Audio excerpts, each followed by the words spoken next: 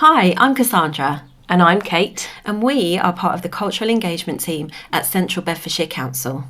This is Story Search, where we share stories of arts, culture, community and heritage from across Central Bedfordshire.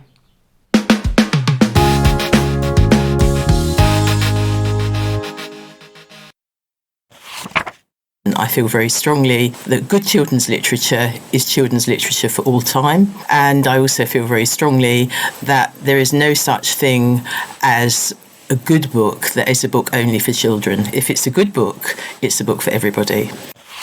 It's about Leighton Buzzard. It is quite amazing, this I had also forgotten, how many times Mary Norton mentions Leighton Buzzard.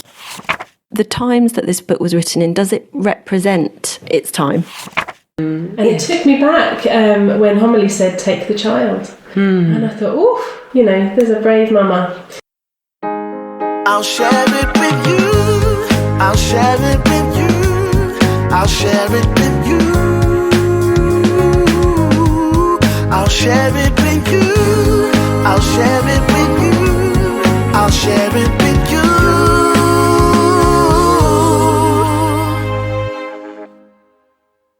So Cassandra, last time you took me to the lovely town of Toddington, and this time you left me behind. Where have you been? So sorry. I went to the town of Leighton Buzzard in Central Bedfordshire on my own trip. And it sounds like you went down a bit of a rabbit hole. I met some extraordinary people. I met a fantastic professor. She was not in Leighton Buzzard, it was our first Zoom interview. So we met virtually. And then I met some fantastic children from Leighton Middle School. And we had a nice chat with them.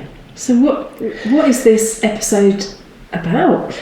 It can't be about anything other than Mary Norton, the famous author who wrote the book The Borrowers, because we couldn't go to Leighton Buzzard and not explore its connection to Mary Norton. She has changed children's literature and been such an important part of it internationally that to discuss anything else would have not been right. And how is she linked to Leighton Buzzard?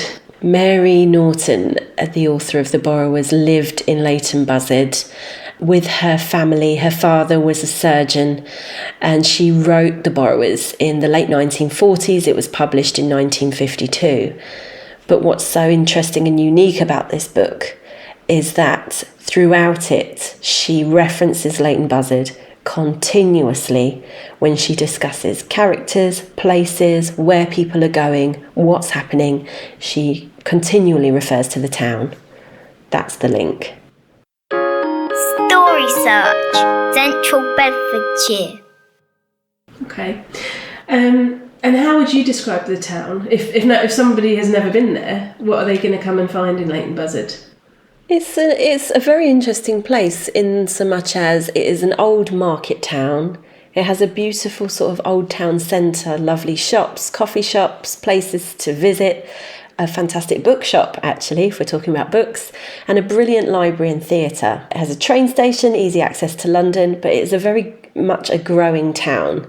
So you'll find there's lots of new houses, new communities and new places to work and enjoy life on the periphery of Leighton Buzzard, and it is expanding. It's a community that really cares about arts and culture, and I hope that the community enjoys our discussions on this piece of literature because I think they're ready. Brilliant. So do the people of Leighton Buzzard know the links? Is it something that the community celebrates? There are hints and what's more than hints, there are obvious signs that this is celebrated in their town. For example, in the home where Mary Norton lived, which is now Leighton Middle School, there's a fantastic blue plaque to commemorate her. But there's not just a blue plaque. If you're ever privileged enough to visit the school or to go there, you will wander around the beautiful grounds at the back where you kind of have these plinths with information about her, pictures of her, and you cannot attend that school and not be aware that Mary's home was that building at the front, because she celebrated throughout the school.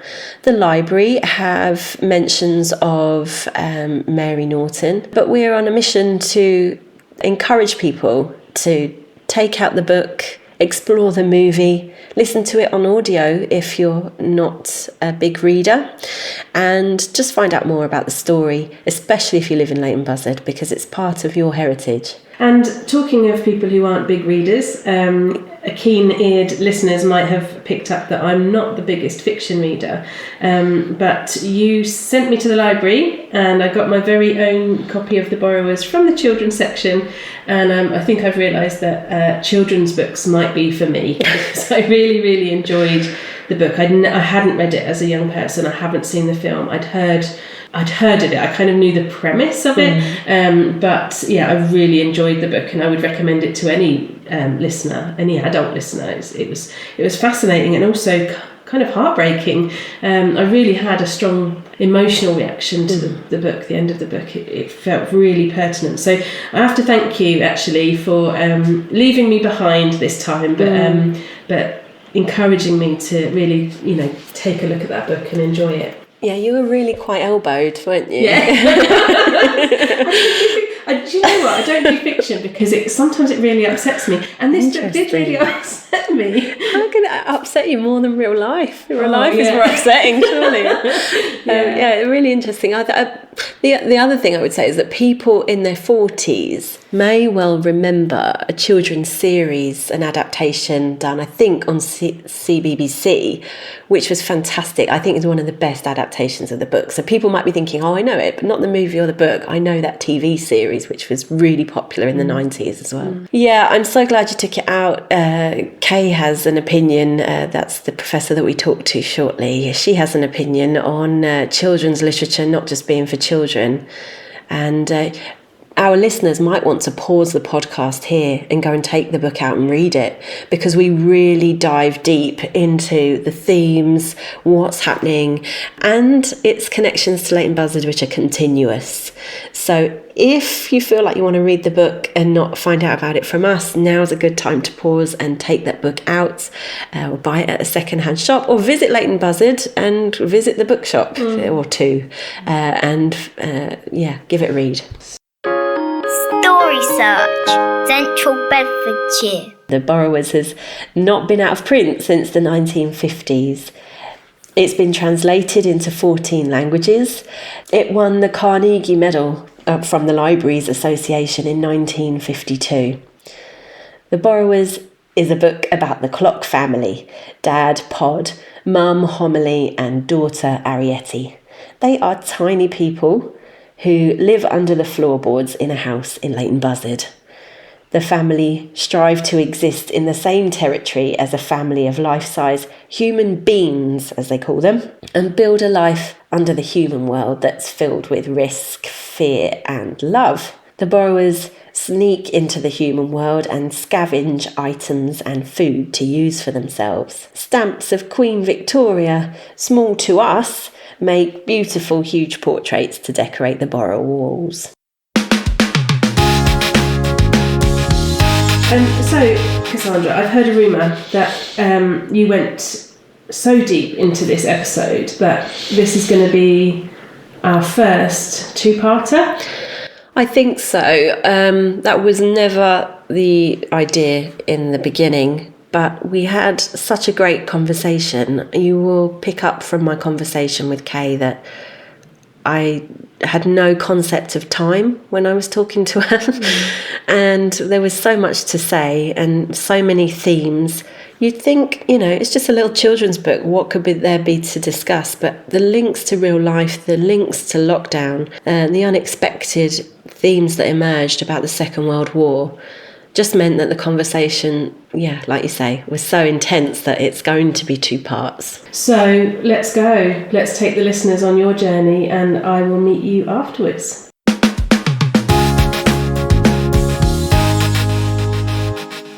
My name is Kay Wadilove. I'm many things, but one of the things that is relevant to today, I think, is that I'm a specialist in children's literature. I have a doctorate in children's literature with a particular interest in the 1950s, in women, in motherhood, in feminism, and in history, and in the socio-cultural climate of children's literature, how it emerged at the time and how it is still important now, even if, as in the books we're going to talk about later, we're talking about books that were written 70 or more years ago. We can look at these texts and think, okay, that's lovely, I enjoy reading that, but does it matter now? And we can decide whether it did or didn't. Story Search, Central Bedfordshire.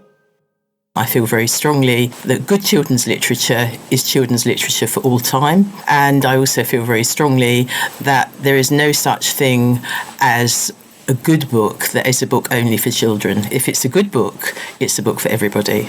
So I'm so glad you said that, because I've just recently revisited the book and enjoyed it as an adult very much so. Yeah. Obviously, here at Central Bedfordshire Council, our culture team is part of the libraries team. And I wondered, just to kind of warm up, if you have any thoughts or feelings on libraries in general. Well, currently, I'm semi-retired. I'm an academic. I'm a writer.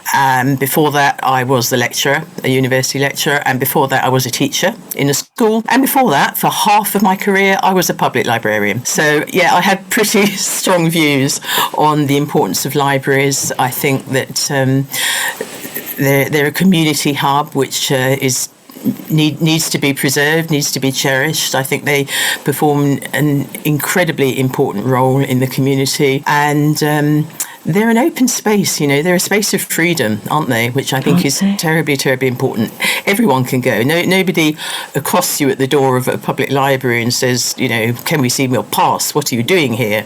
Why do you think you can come in here? If you go to a public library, whether you want to read a book or use a computer or read the newspapers or just have somewhere nice and warm to sit for half an hour or so, you will be welcomed. And I think they play an amazingly important role in fostering a sense of community, not just in the people who use them, but in the people who have other reasons for finding them valuable. So very strong feelings there. Thank you. And I had a little look on our Central Bedfordshire Libraries app this morning to see the copies of the borrowers, where they are and if they're out or not. And that's just as a customer, not as a member of staff. And half of the copies were out and half of them were in. So there are people in our community right now with this book in their hands, enjoying this story. And I was wondering how, for anyone that doesn't know the borrowers, isn't familiar with it, might be from Leighton Buzzard, so has an interest in their history, but doesn't know the story. How would you sum up the story? Well, this is the bit when I was thinking about your questions, I thought, how you can't sum up the story in one paragraph, which is what you put in your email. The woman's ridiculous. It can't be done. So what I did, I started making a list of what I thought were the important themes of the book, particularly the first book, but they carry through to the whole series. So you have the theme of home, which I think pervades all the books. It's so important. The idea of a secure home, but is it also a constricting home? The value of the home and the difficulties of the home. You have the theme of the family, not just the family of Pod and Ariete and Homily, but the wider family, the other relatives, and the family in the community. You have a maturation story. The borrowers, well, all of the books, but particularly the first one, it's really a Bildungsroman. It's a story where the development of a young person and their journey to maturity and understanding the world and realising and finding their own self, really, is a major part of what the book is about. It's about gender, it's about power, it's about the agency of women in a world where perhaps they might be restricted by tradition, finding their way, and that applies not just to Ariete, but also to her mother. It's very noticeably, especially in the current climate, this really hits you, I think. It's a book about difference. It's a book about different communities, different ideas of people. It's a book where the characters are others. There's a marginalisation of the borrowers, but also from the borrowers' point of view, there's a difference in the human beings. I love the fact they call them human beings as opposed to human beings. They are, it's this gap between communities, and how is this gap to be bridged? Does it need to be bridged, or is it always going to be there? So the book about marginalisation, and linked into that are things like class, privilege, race, all of those things. It is overwhelmingly, and this I'd forgotten because until you contacted me, it's been about 15, 20 years since I've read one of these books, and I have now read them again and thoroughly enjoyed them. But it's overwhelmingly a book about the natural world, which was the bit that I'd forgotten. I'd remembered all the lovely details of how the borrowers live, but the natural world, the beauty, the excitement that Arietti experiences about getting out into the natural world and the adventure, it comes up over and over again. There are some wonderful passages in the book when she first escapes from the house. I think it's page 18. Yeah. And the sunlight is shining into the hall, and she sees beyond it the waving grasses, and she smells the natural smells and everything. It's just amazing. It's very beautiful. Very beautiful. There's lots of mention of flora and fauna when they get outside, isn't there? And absolutely. And in order to sort of give this magical small person feel, there's a line in there where I think they said something like the blades of grass came waist high, and I thought the imagery of how tiny she is and how big a blade of grass is amazing. Yeah. She's in a forest, isn't she? She's in this jungle of wonder, and of course, because it is a jungle to the borrowers, so you do get this sort of dyad between adventure and safety. The outside world, the world of beauty and discovery and excitement and adventure for Arietti, put against the safety of her confined home under the floor. I think that comes out. But the natural world bit is such a major part of the books, and I rather like that.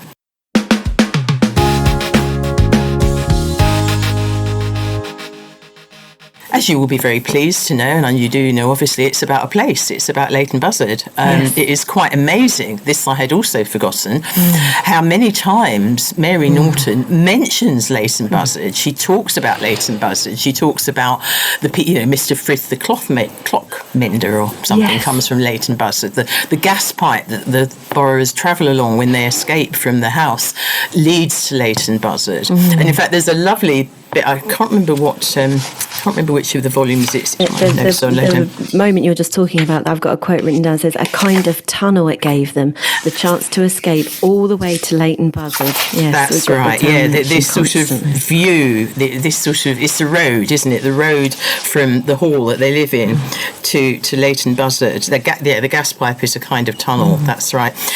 But I think it's the fourth, yes, I've just found it, in Afloat, which is the fourth book in the series, it actually mentions the Swan Hotel in Leighton Buzzard. And I thought, that's interesting, because Fairbank Hall is an invented name for the house that Mary Norton used to live in, as you know.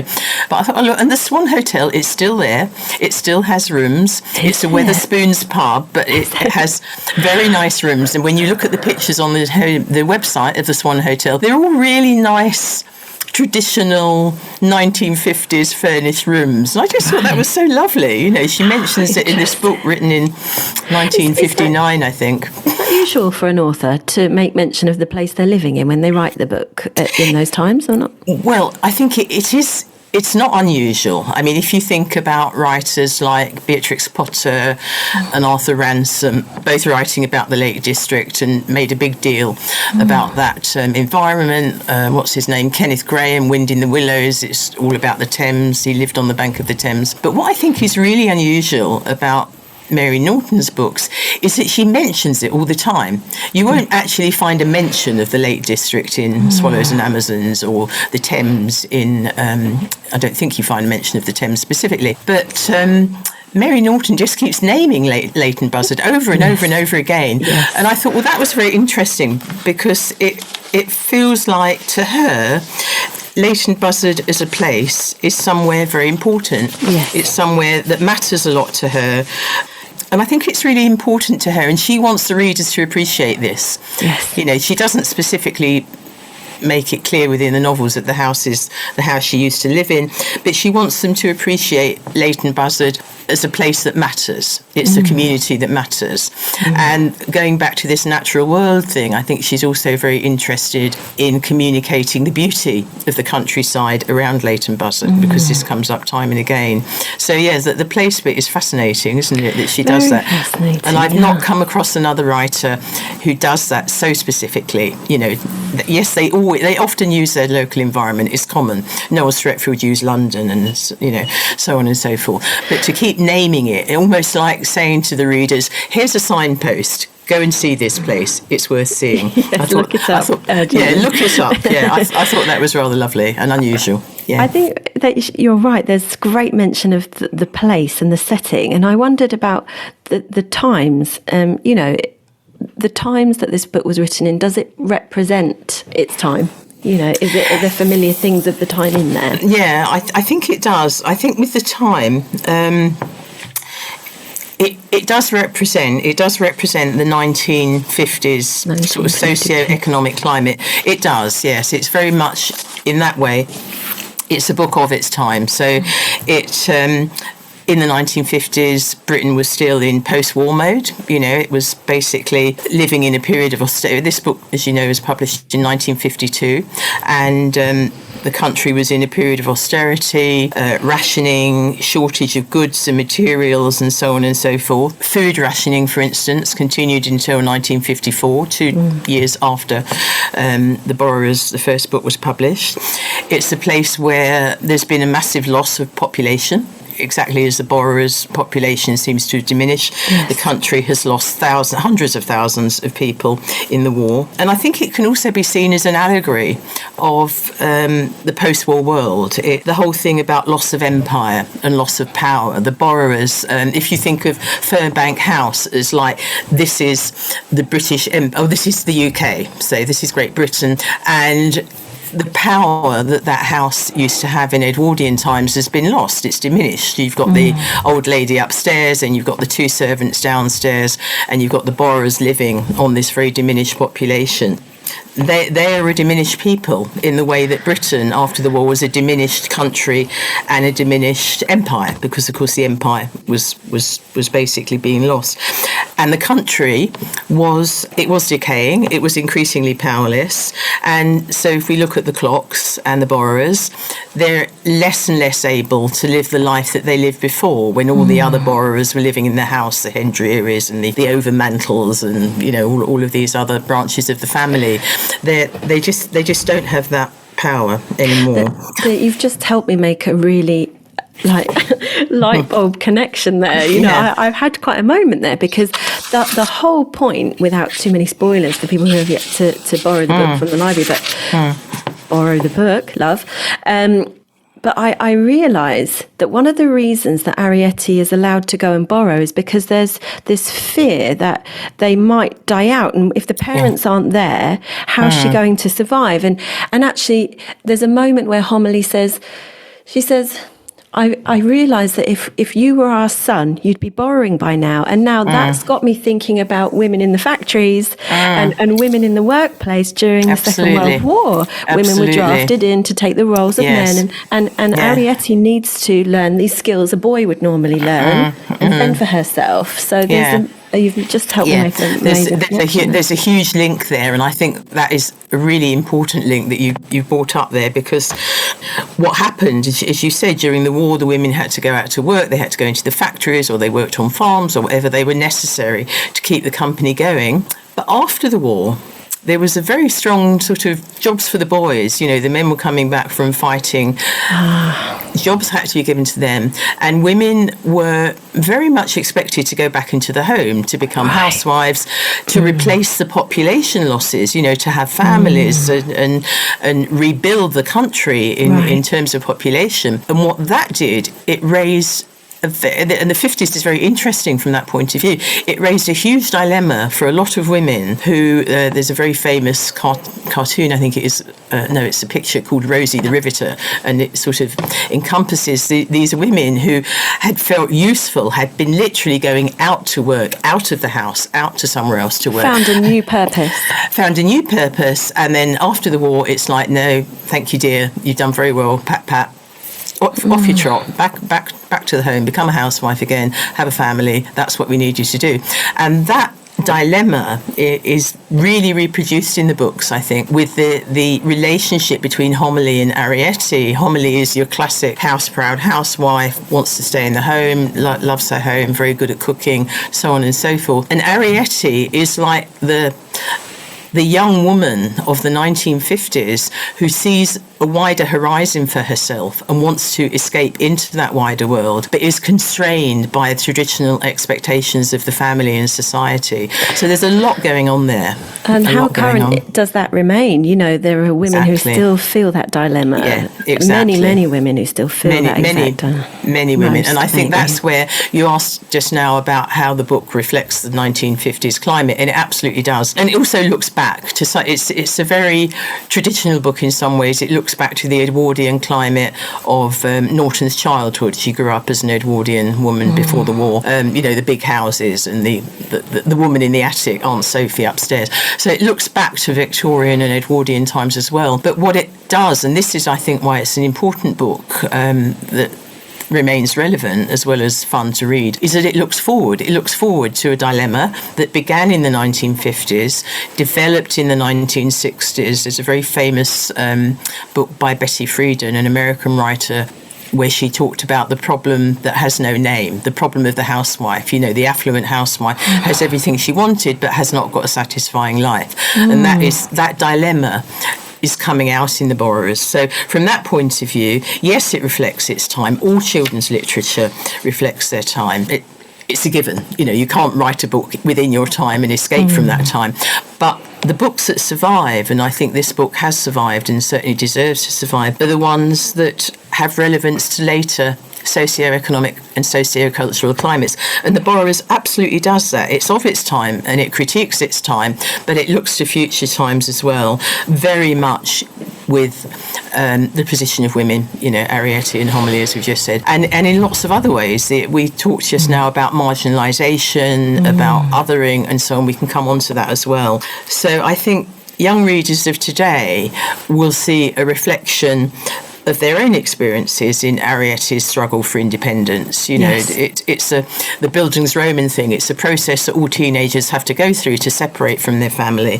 The difficulty of the parent role is really apparent, isn't it? Exactly. Yeah. At the same time, a reader will recognise the worries of Pod and Homily and their need to be protective. They understand. I mean, the fact that you said just now that Homily is the one who says, yes, she can go borrowing because we don't have a boy. You know, it's we've got to survive in some way. But then Pod talks about the dangers of the outside world, you know, the hawks, the owls, the foxes and stuff like that. So I think from that point of view, it's a book that absolutely looks in both directions. It looks to the past, the Edwardian past. It is absolutely grounded in the 1950s, but it very much speaks to the future as well, particularly with the women issue, the issue of femininity and achievement and opening up the world to females, but with the other things as well, you know, like marginalisation, displacement, refugees, othering, all of that stuff. It's an amazing book in that sense. It's a very powerful book.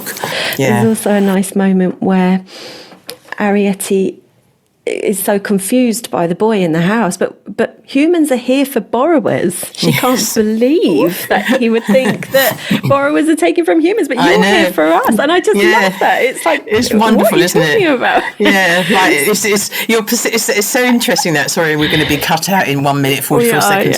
It's humans are for borrowers like bread is for butter. She says, doesn't she? And it's just this wonderful. If you've lived this life of confinement, as Arrietty has up to that time, you see the world in a certain way. She can't conceive that. I mean, there's some lovely bits where she says, well, there can't be that many humans in the world because you'd be using everything up, you know. How many potatoes do you need to feed a human family? It's just wonderful because she's lived that life of confinement that the book eventually takes her away from. It's very clever. It really is clever, isn't it? Desperate to expand her horizons. Yeah, exactly. I'm going to end it there and then we'll start part 2 if you have the time. Story Search, Central Bedfordshire. So Cassandra, you are blowing my mind. I mean, we're only at the end of part 1 of the Leighton Buzzard episode. I mean, hats off to you for finding Dr. Kay Wadilove. I mean, what an absolute expert and passionate speaker on this book and children's literature in general. She was, we have a mutual friend, and she was the perfect person to discuss this for so many reasons. It's like so much came together. Librarian, teacher, expert on children's literature, fan of the borrowers. Fantastic just combination. Amazing. Yeah. Amazing.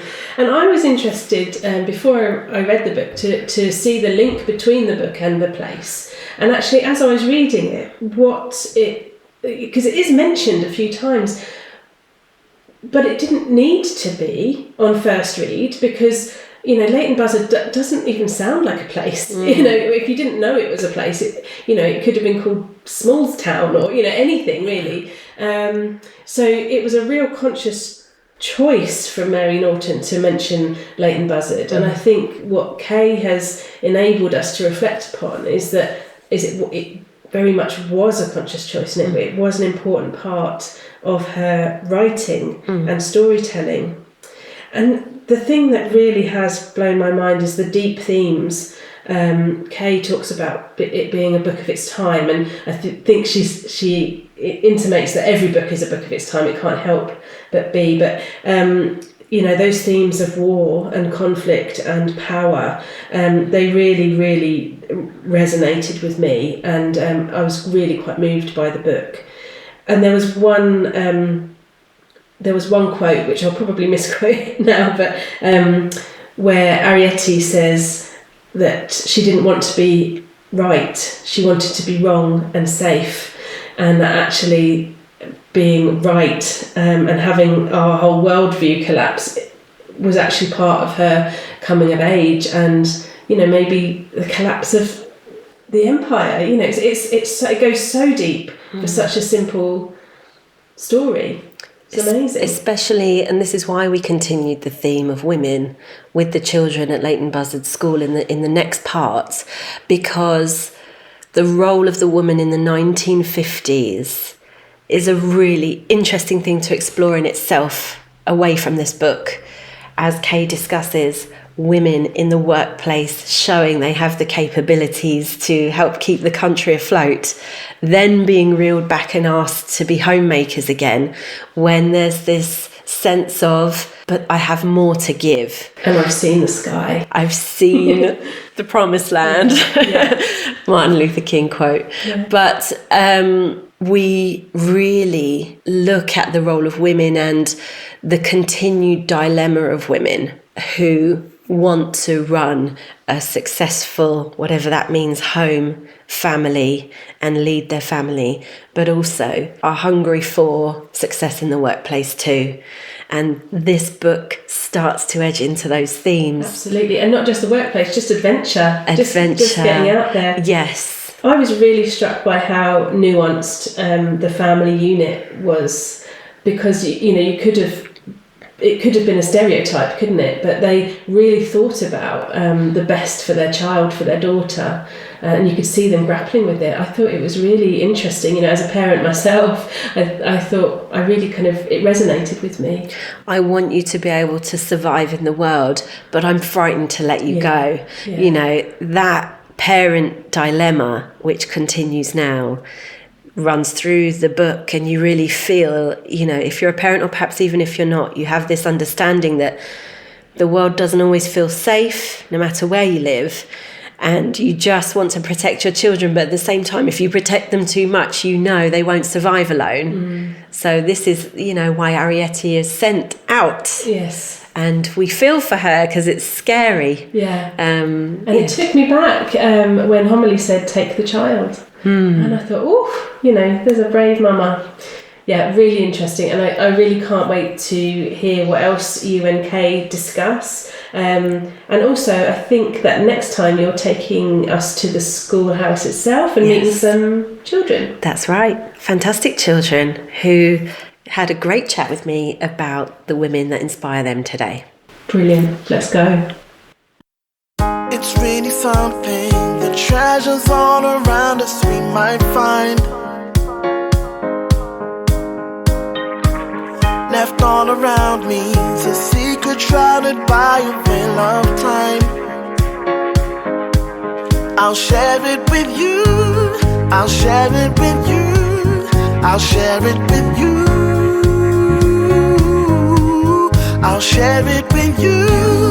I'll share it with you. I'll share it with you.